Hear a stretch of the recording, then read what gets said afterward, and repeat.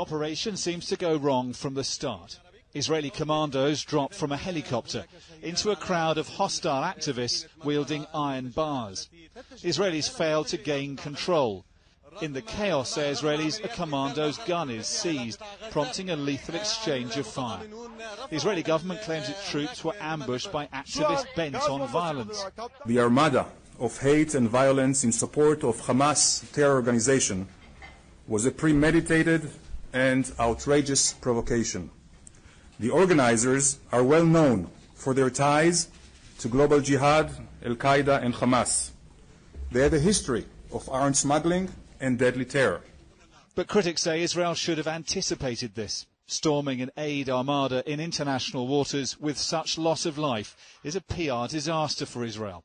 Israeli Knesset member Dr. Anat Wilf says Israel was foolish to intercept the flotilla with its military. We should not have sent them there. You do not send soldiers into a PR arena. It's not their job. It's not what they're experienced at doing. They're hurt. Civilians were killed. They should not have been there. The fallout has only just begun. Turkey's warning of irreparable damage to relations. Thousands took to the streets of Istanbul to protest the incident.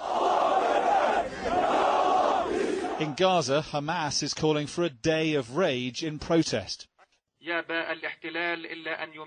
The occupation decided to carry out this piracy and to go beyond all the norms and laws of humanity.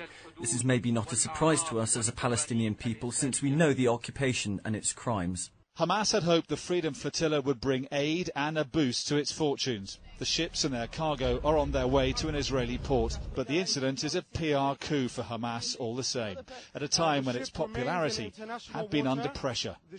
Dominic Waghorn, Sky News, Ashdod.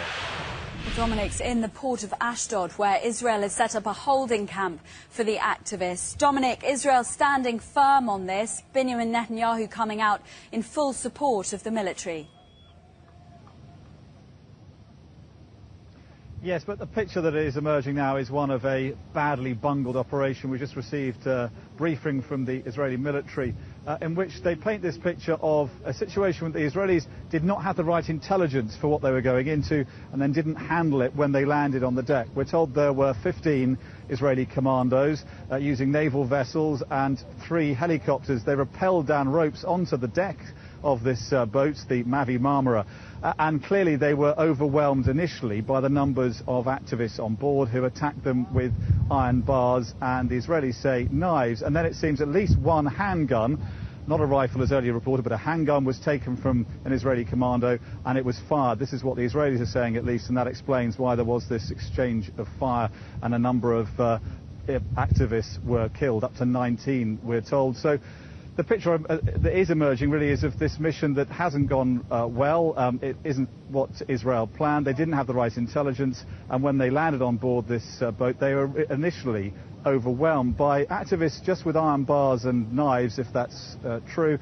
These are elite Israeli commandos with rifles, machine guns and guns and full body armour, and it seems initially at least they were overwhelmed. They didn't take control, and in the chaos that ensued, up to 19 people were killed.